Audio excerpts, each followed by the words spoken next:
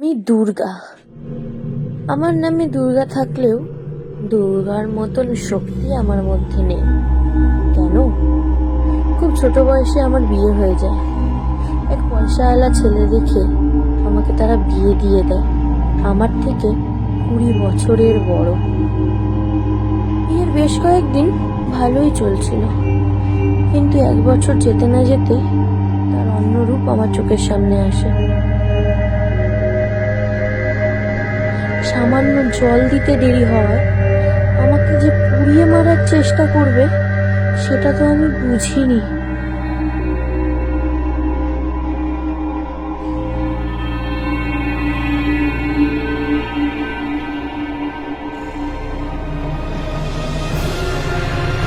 তার নাকি আমার উপর থেকে মন উঠে গেছে।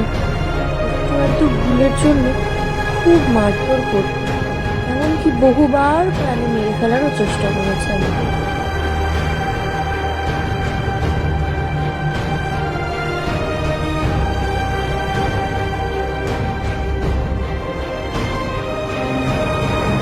খুব মারধর করে গায়ের মধ্যে আমার তেল ছিটিয়ে আমাকে পুড়িয়ে মারার পরিকল্পনা সে করছিল।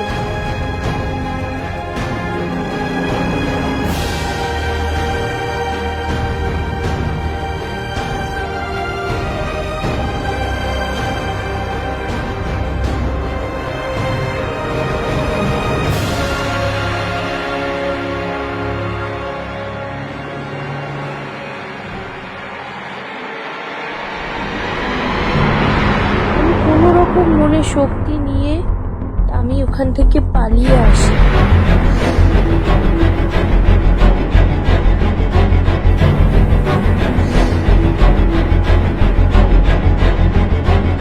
দৌড়াতে দৌড়াতে আমি জানি না আমি কোথায় যাচ্ছি, কিন্তু এই একজন নির্জন জায়গা।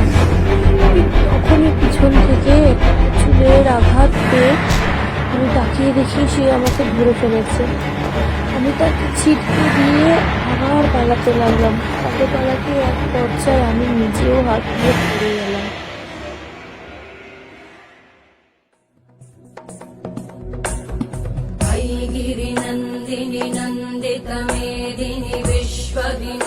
এই কি, আমি কাকে দেখছি?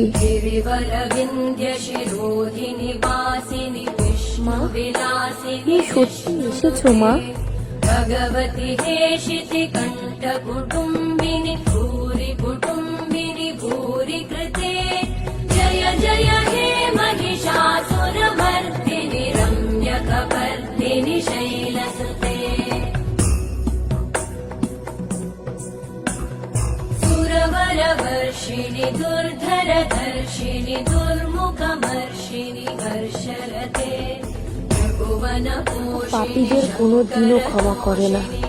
পাপীদের শাস্তি পেতেই হবে, সেটা এখন না হোক পরে ঠিক পেতেই হবে, থাকতেই পেতে হবে।